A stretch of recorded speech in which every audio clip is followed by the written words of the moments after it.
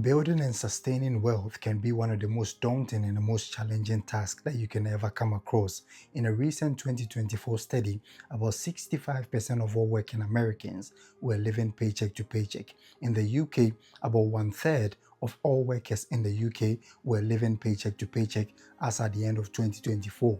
And so in this video, I'll be sharing the 10 time-tested principles that you need to adopt to steer yourself towards the attainment of your financial goals and to more importantly, empower yourself financially to live beyond the level of economic subsistence. And so if you're new here, my name is Nana. I hold a master's degree in business finance, and on this channel we discuss everything personal finance and personal development. And so with that said, we move straight to the first point, which is to try the 1 penny challenge. And the ultimate goal of trying this challenge is not to save huge sums of money. It is to instill the discipline and to ensure the motivation that comes with your ability to adopt the habit of savings. And so what you have to do simply is to save 1 penny the first day that you start saving. On the second day, you're supposed to save just 2 pennies, and then 3 pennies on the third day in that incremental order. At the end of the 365 days, which is at the end of the 1 year period, holding all other factors constant, if you're to stick to this savings habit, you would be saving £3.65 at the end of every single day. And that amounts to more than £650 at the end of the year. And so the ultimate goal of this challenge is not to get you to save any huge sums of money, but to try as much as possible and then familiarize yourself with the habit of savings, which would also steer you towards the attainment of your financial goals. And with that said, we move straight to the second strategy, which is to try the spending fast. So the spending fast is simple. You need to try as much as possible and then refrain yourself probably from spending. Usually people tend to spend over the weekend. What you can do is to challenge yourself once again to stop spending over the weekends and then try as much as possible to put a hold on all impulse purchases or things that are likely also to derail you or to get you to overspend your budget. So what you want to do is to put a hold or place an embargo on your spendings on the weekends, and that would in the long run help you to instill discipline and to stick to your budget, which also goes in the long run to help you to become financially free. After mastering these 2 challenges, what you have to do is that you need to save now before you splurge. So try as much as possible and then save the equivalent of everything that you want to spend. So for example, if you want to spend £100 on a new watch or a new gadget, what you have to do is to try over the long run to save that amount first before you go on to spend that amount on whatever that you opt to just buy or to purchase. What that does is that it delays your spending and then also cuts back on impulse buying, which helps you to think through before subsequently going on to spend on things that might not necessarily be needful in sustaining you or might not fall under the category of needs. So what you want to do is to try and then delay your purchases and then make sure that you're rest assured that what you're purchasing or you're spending on is likely to return some form of value in the long run.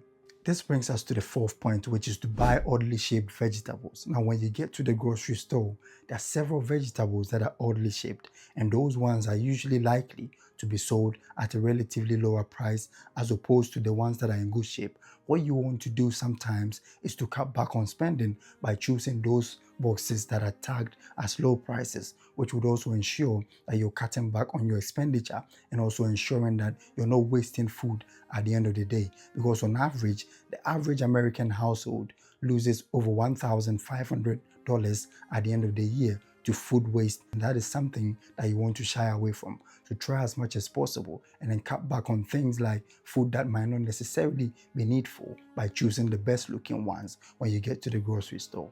This brings us to the fifth strategy, which is to buy cheaply sold items from police auctions or repossessed items that were lost earlier.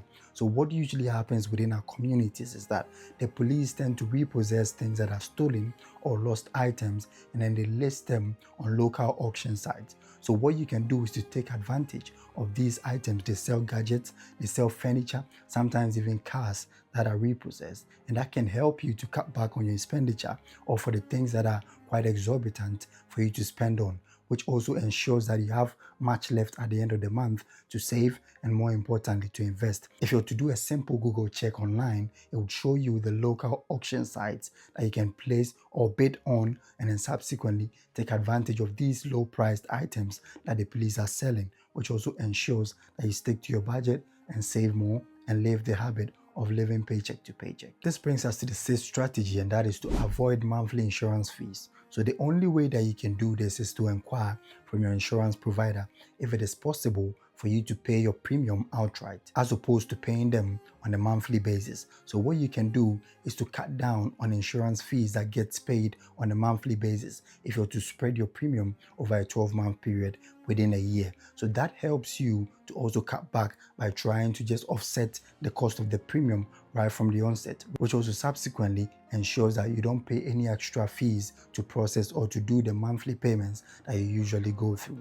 And that would help you also to ensure that you have enough left at the end of the month, more importantly, to save. For example, if you're paying £500 at the end of the year for your motor vehicle insurance, you might be incurring an additional 10% cost that comes in the form of fees when you spread your payments over the monthly payments that usually people tend to opt for. And so you might be paying an extra £50 every single year over the number of years that you insure with the company, and that really eats into your finances. So what you might want to do is to try what I've advised earlier, that is to offset the cost of the premium at a go, and that helps you to cut back on all these series of payments that comes in the form of insurance fees when you pay on a monthly basis. This brings us to the seventh strategy, and that is to check your tax code. So millions of people and households overpay in taxes every single year, and that is what the government tend to write back to them in the form of checks at the end of the financial year.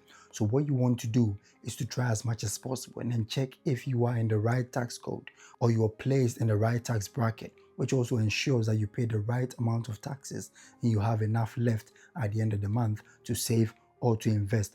Overpaying in taxes would actually overburden you, because that means that you might be cash strapped for a couple of months, even till the end of the year, before the check actually comes in to push you up. So what the ultra rich tend to do is that they fall on the advice of experts and accountants when it comes to managing their taxes. And you might not have that luxury at this point, but what you can do instead is to phone HMRC or to phone any other tax agency in your jurisdiction, and they can help you to go over everything that you've paid over the previous year, what you're paying currently, and how you can actually adjust to pay the right amount of taxes, which also ensures that you're paying the right amount of taxes, and that helps you to save and to invest. This brings us to the eighth strategy, and that is to overpay your mortgage by £50 every single month. So for example, if your house is valued at £100,000 and then the interest rate is 3%, overpaying your mortgage payments every month by £50 means that you'd save at least £6,000 at the end of the payment duration, and that also helps you to save so much and then reduce the duration of payment of the mortgage by at least 3 years, also ensuring that you're able to own your house earlier and then also save in the long run. This brings us to the ninth point, and that is to save in a high yield savings account. So what you want to know is that a high yield savings account returns on average between 4.5 and then 4.6% on your savings at the end of the year, as opposed to traditional banks that return anywhere between 1% and then 2% at the end of the year.